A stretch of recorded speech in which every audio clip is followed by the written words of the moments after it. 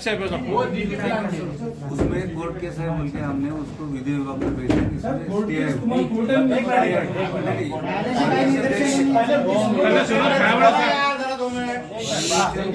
खिलाफ कुछ केस है क्या, इसलिए हमने उधर, उन्होंने यादी दी पूरे, आपके भी कुछ केसेस हैं तो हमने उधर भेजे कि विधि विभाग को इसमें क्या है, कुछ है तो वहाँ फाइल उधर गई वाली, बाकी मंजूरी में मेरे कुछ नहीं हुआ। एक चीज आपको करेक्शन करता है, दूसरी एक बात बताता हूँ, परसों का कोर्ट का ऑर्डर बताता हूँ, इनके लिए भी हो सकता है अच्छी न्यूज कार्रवाई करो। कोर्ट ने ये बोला कि तुम लोग तुम्हारा काम चल रहा है, कॉर्पोरेशन वाले काम कर उनको, और वहाँ पर दूसरा क्या लाइन लिखा कि अगर इस बीच महानगर पालिका कार्रवाई करती है तो उसको कोई रोक नहीं सकता। कोर्ट के ऑर्डर है, अब कोर्ट का ऑर्डर दिए हाई कोर्ट में बोले सब जानता कोर्ट का हमारे पास क्यों नहीं है मैटर, क्योंकि आपके हमारे किसी को पाबंद नहीं करी है साहब, ना आपको करी ना किसी को करी, आप कोर्ट की तरफ देख ही नहीं सकते।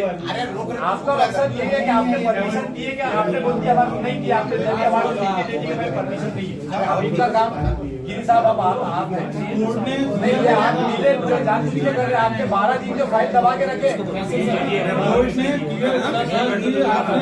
ले लिया आपके वकील को पूछो, कोर्ट ने जब उन्हीं के सामने बोला था कार्रवाई कर सकते हैं वो, इसने पैकेट ले लिया, ये जगमारा कर रहा है 10-12 दिन के, तो ये मेन मुख्य आरोपी है, उसको जो है तो सीधा हो जाएगा, सीधा तो मस्ती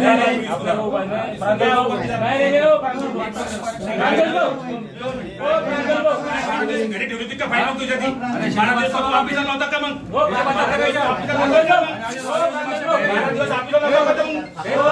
फाइल होतो का तू अधिकाऱ्याचा बदल करवाल का तू हो काम करो फाइल काय करायला आपण नीट बात करू, अधिकारी अपना शांति से लिए, शांति से लो, अपने पूरा 6 महीने से शांति से बात कर रहे हैं, ये रिटर्न करो मत, अधिकारी को मत बोलो, अधिकारी को मत बोलो, साहब हमारे बैठे में यहाँ पर अरे वो सब कर जाओ भाषण में क्या बड़े पहले सुनो। साहब मैं बड़ा अदब से आपसे पूछ रहा हूँ, एक मिनट कार्रवाई कब कर रहे तब कल मिल गए ना तो तुमको जाना पड़ेगा साहब वहाँ सीपी साहब के पास, किसके तुमको जाना पड़ेगा वहाँ सीपी साहब के पास, उनके पास तो टाइम थोड़ी है कि वो बाजार समिति की फाइल ला रहे मैं साइन करता, 3 दिन लगते उनको सीपी वापस तुम जाओ, तुम्हारा जून है, तुमको जाना पड़ेगा, तुम जाओ सीपी साहब के पास।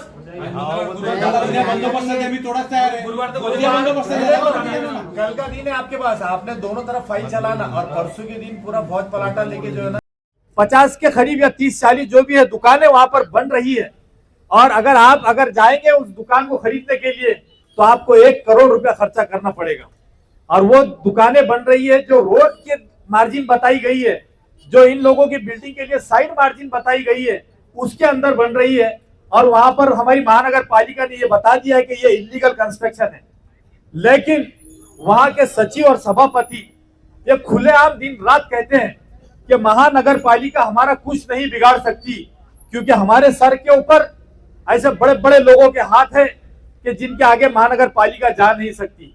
तो मैं महानगर पालिका के अधिकारियों से सवाल करता हूं कि आप गरीबों के लिए एक अलग कानून और अमीरों के लिए एक कानून अगर चलाएंगे तो इस शहर में चलने वाला नहीं है।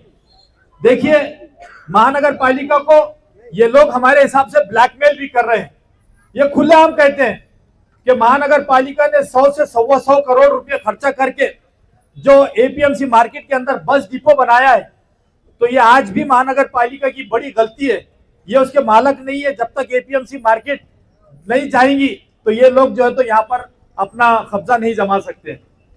इसी वजह से महानगर पालिका जैसा बताया गया है कि 260 और 478 की जो नोटिसेस होती है ये आखिरी लिमिट होती है, ये देने के बाद भी आज भी ऑफिसर टालम टोल कर रहे हैं। हमको ऐसा लग रहा है कि महानगर पालिका आज भी उनको मौके पे मौके दे रही है कि किसी तरीके से आप लोग कुछ तो भी ऐसा लेकर आओ कि हम लोग इसको है तो लीगल कर ले। आज हम इसी वजह से यहाँ बैठे हैं कि टाउन प्लानिंग डिपार्टमेंट के अधिकारियों ने ये बात को समझ लेना चाहिए कि आपने इससे पहले भी उन्होंने जब रिवाइज प्लान आपके सामने रखा था, आपने उसके अंदर 12 शर्तें डालकर उसको रिजेक्ट किया था, कि ये 12 शर्तें अगर आपने फुलफिल की तो आपको जो है तो हम सोचेंगे कि इसके अंदर ये हमने क्या करना चाहिए। लेकिन मार्केट कमेटी वो 12 क्या 5 भी उसके अंदर से फुलफिल नहीं कर सकती है, क्योंकि आज वहां पर वो पूरा इलीगल काम कर रहे हैं।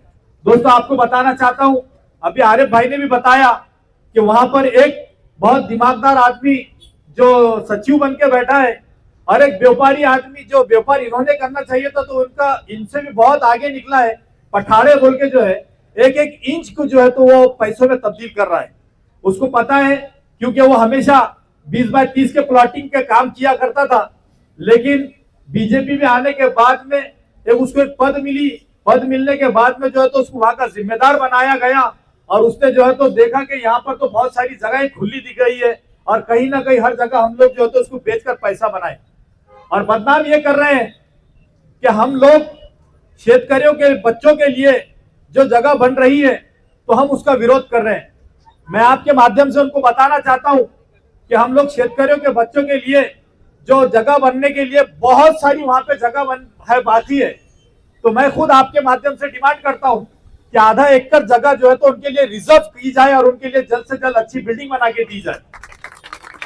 और बता रहे हैं कि शेतकरियों के लिए, अरे शेतकरी भवन जो बनाए इन्होंने उसके अंदर भी कारोबार चल रहा है। वहां पर कुछ व्यापारियों को जो है तो इन्होंने किराए पे दिए हैं और शेतकारी भवन के अंदर जो शेतकरी आता है तो आप देखिए वहां पर कि कहीं पर भी जाके वो लघवी करता है, कहीं पर भी बैठ जाता है क्योंकि उसकी मजबूरी है। न इन्होंने वहां पे टॉयलेट बाथरूम बना कर दिए, टॉयलेट बाथरूम की जगह भी बेचकर खा गए लोगों ने। हम यही डिमांड करने के लिए महानगर पालिका के सामने कि आखिरी एक दिन कल का बचा है, यहाँ पर पुलिस डिपार्टमेंट भी है, हम पूरी तरीके से हर जगह लीगल के अंदर हम लोग फिट बैठे थे, हमने पूरा लीगल फॉर्मेलिटीज पूरी कर ली है। कारपोरेशन ने लिख कर दे दिए कि ये इलीगल जगह है, नोटिसेस निकल चुकी है, लेकिन महानगर पालिका अगर फिर भी 1 या 2 दिन के अंदर वहां पर अगर कार्रवाई नहीं करती है तो आज जितने लोग बैठे हैं इससे कई ज्यादा तादाद के अंदर जो लोग वहां पर जमा होंगे और वो इलीगल कंस्ट्रक्शन को जो है तो फिर हम लोग तोड़ने का काम करेंगे। दोस्तों आप लोगों को यही बताना है कि दादागिरी इस कदर बढ़ गई है कि जब उनको नोटिसेस मिल गई है तो उन्होंने ये सारे व्यापारियों को जो है तो एक नोटिस निकाली कि आपके लाइसेंस क्यों ना रद्द किए जाए और उसके अंदर रीजन क्या लिख रहे हैं कि आप जातीय तेड़ निर्माण कर रहे हैं। अरे इससे खूबसूरत मंच क्या होगा कि उधर हमारी बहनें बैठी है या हमारे भाई है, इसके अंदर कोई हमारे बौद्ध समाज से, कोई मुसलमान समाज से, कोई जैन समाज से, कोई मराठा समाज से, इससे खूबसूरत स्टेज क्या मिलेगा और इनके अंदर क्या जातीय तेड़ निर्माण इनको नजर आ रहा है।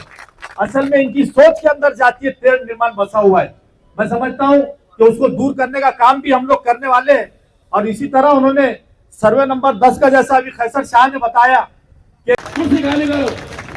और आपको एक अहम बात बताता हूँ वाहुड़ा साहब की, बड़े इंटरेस्टिंग ऑफिसर अपने ही, इनको पहली बार यहाँ पे नियुक्ति किया वित्त विभाग ने। वित्त विभाग ने उनको भेजा लेखा विभाग संभालने के लिए फाइनेंस संभालने के लिए।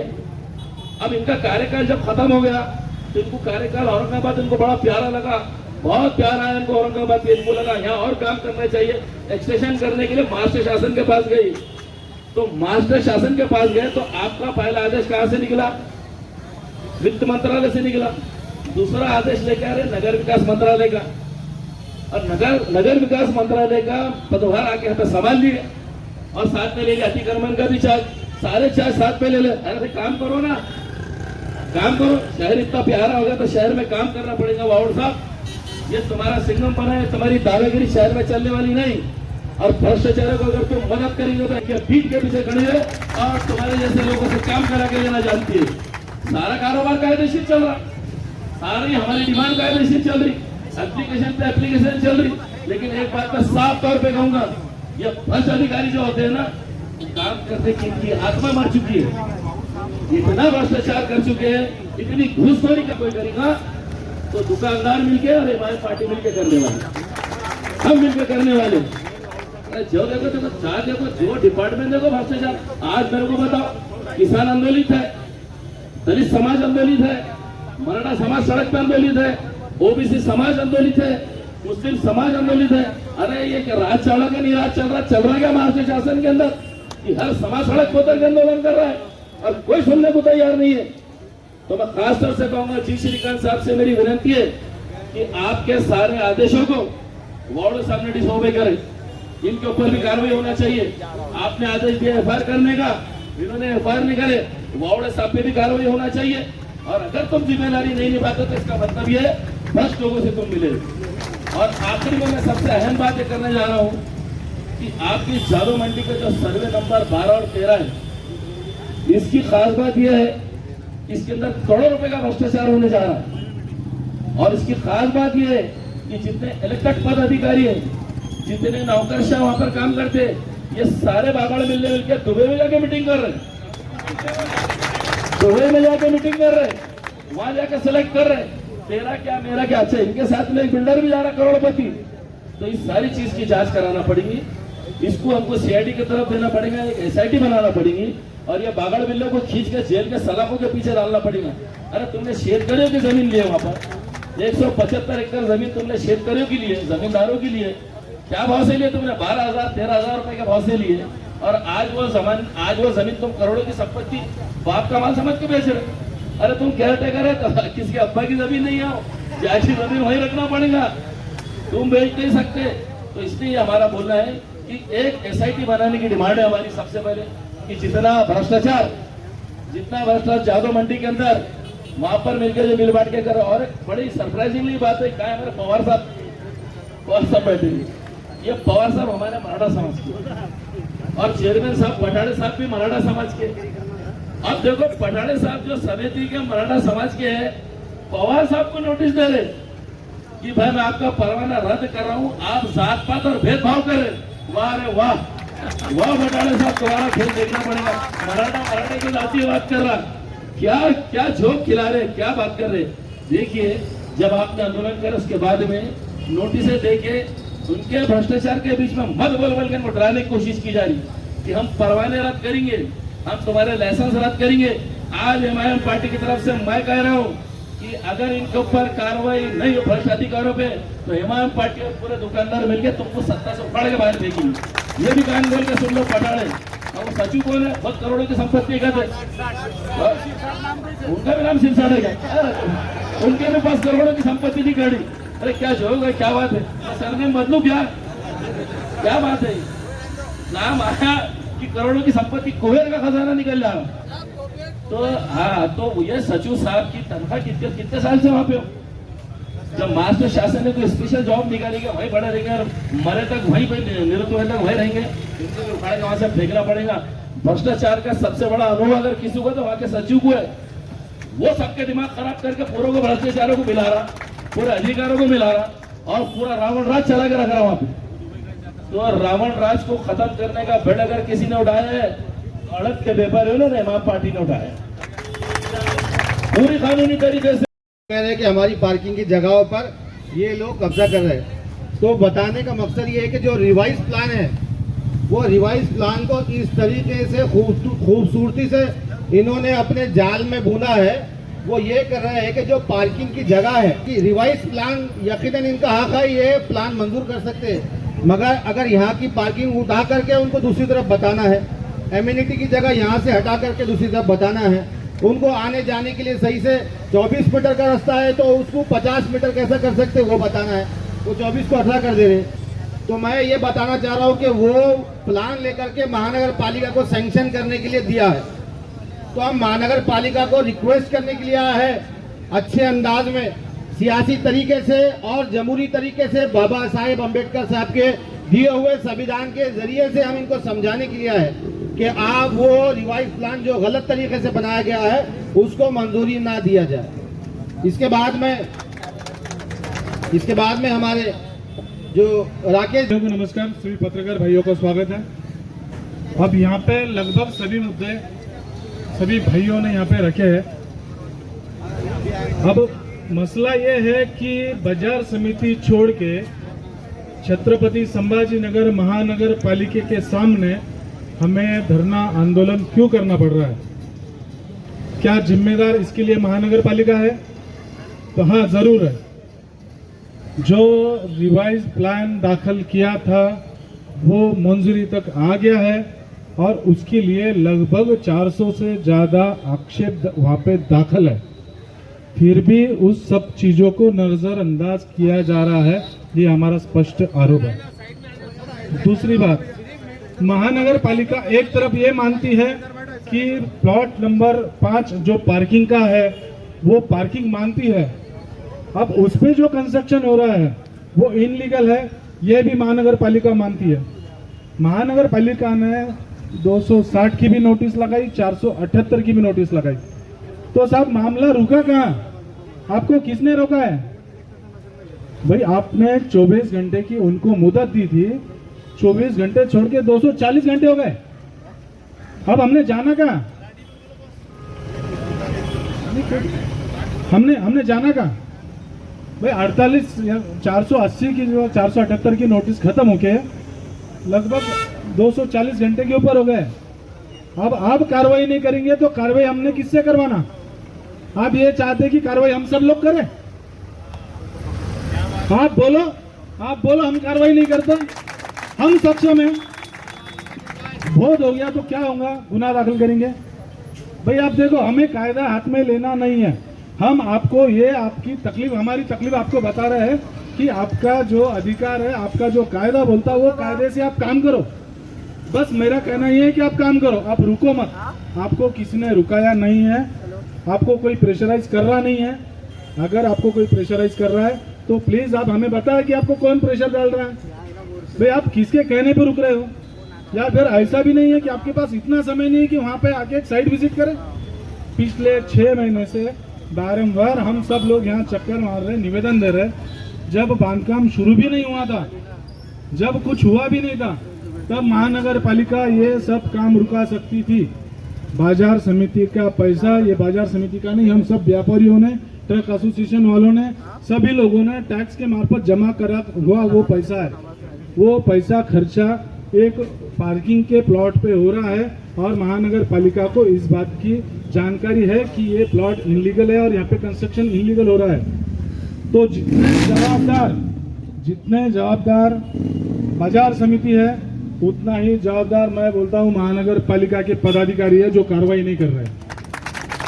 मैं आपके सभी के माध्यम से ये गुजारिश करूंगा कि अगर भविष्य में कार्रवाई होती है और बाजार समिति का अगर कुछ पैसों का अगर नुकसान होता है इसमें, तो जितना पैसा संचालक मंडल से अगर कोई कोर्ट बोलता है या कोई निर्णय अगर बोलता है कि बाजार समिति से वसूल करा जाए, तो मेरा कहना ये भी होगा कि इतने जवाबदार बाजार समिति के पदाधिकारी भी है, उनसे भी वसूल किया जाए।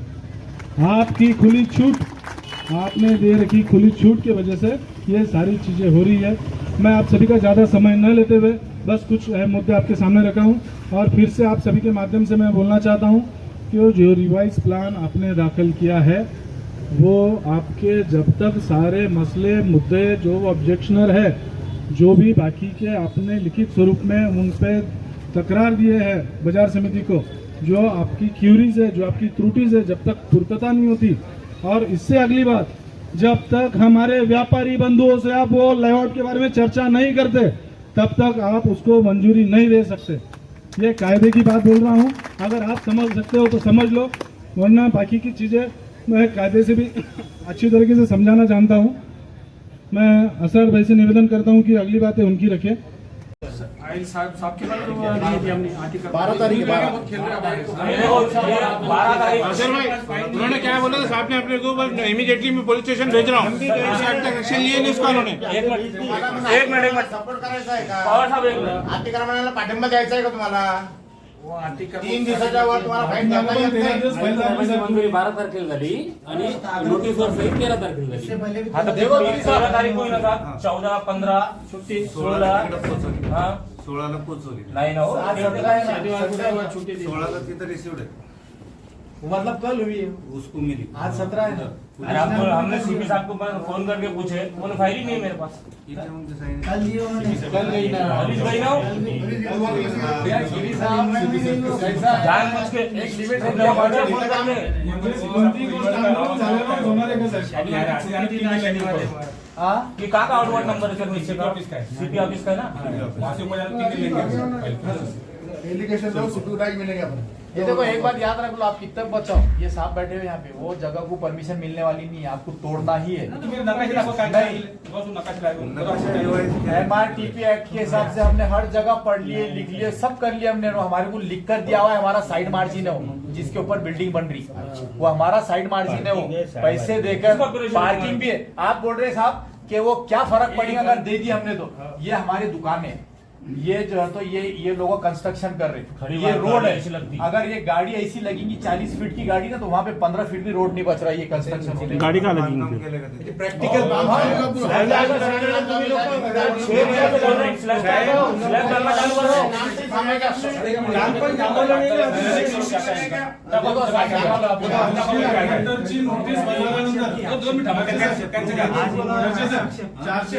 नोटीस बजावल्यानंतर माननीय गिरी साहेबांची तिथे व्हिजिट झाली, 24 तासात ते बंद करायचं होतं, त्यानंतर काम चालू होतं, त्याच्यासमोर आजही काम चालू आहे। ये तो हमारे दूसरे ये अलग है, ये हमारे जो लाइसेंस रद्द कर रहे हैं उसका एक्सेप्ट वो DP प्लान है। उसमें कोर्ट केस है बोल के हमने उसको विधि विभाग को भेजा, इसमें stay है।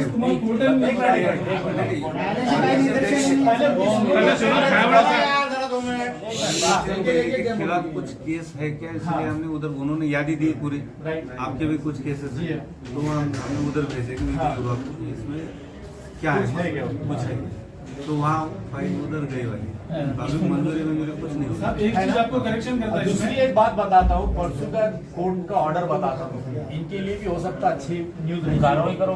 कोर्ट ने ये बोला कि तुम लोग तुम्हारा काम चल, कॉर्पोरेशन वाले काम कर सको, और वहाँ पर दूसरा क्या लाइन लिखा कि अगर इस बीच महानगर पालिका कार्रवाई करती है तो उसको कोई रोक नहीं सकता। कोर्ट के ऑर्डर है, अब कोर्ट के ऑर्डर दिए हाई कोर्ट में बोले सब जानते कोर्ट का हमारे पास क्यों नहीं है मैटर, क्योंकि आपके हमारे कोर्ट ने किसी को पाबंद नहीं करी है साहब, ना आपको करी ना किसी को करी, आप कोर्ट की तरफ देख ही नहीं सकते। आपका मकसद ये है कि आपने परमिशन दी है, कि आपने बोल दिया हमारे नहीं दिया, आपने दे दिया हमारे दे दिया, मैं परमिशन नहीं है, अब इनका काम गिरी साहब अब आप नहीं ये आप मिले जो जान बुझ के कर रहे हैं, आपके 12 दिन जो फाइल दबा के रखे ले लिया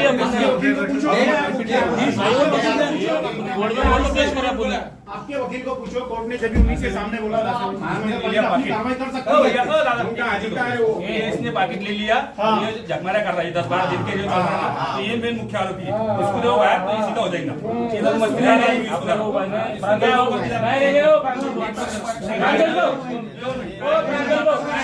मेरी ड्यूटी का फाइन तुझे दी, 12 दिवस तो वापिस आला होता का मग, 12 दिवस आपल्याला फाइन देतो का तू, अधिकाऱ्याचं बंधन करवाल का तू, अपन मिनट बात करो, अधिकारी अपना शांति से लिए, शांति से अपने पूरा 6 महीने से शांति से लेकर ये रिकॉर्ड करो मत, अधिकारी को मत बोलो, अधिकारी को मत बोलो, हमारे बैठे में यहाँ पर अरे वो सब भाषण में क्या बड़े पहले सुनो, गिरी साहब मैं बड़ा अदब से आपसे पूछ रहा हूँ, एक मिनट कार्रवाई कब कर रहे तब कल मिलेगा ना तो तुमको जाना पड़ेगा साहब वहाँ सीपी साहब के पास, किसके तुमको जाना पड़ेगा वहाँ सीपी साहब के पास, उनके पास तो टाइम थोड़ी है कि वो बाजार समिति की फाइल ला रहे मैं साइन करता, बावड़े साहब वाला फोन 3 दिन लगते उनको ऑफिस सीपी वक्त व्यवस्था तुम जाओ, तुम्हारा जून है, तुमको जाना पड़ेगा, तुम जाओ सीपी साहब के पास। गुरुवार तक कल का दिन है आपके पास, आपने दोनों तरफ फाइल चलाना, और परसों के दिन पूरा फौज पलाटा लेके जो है ना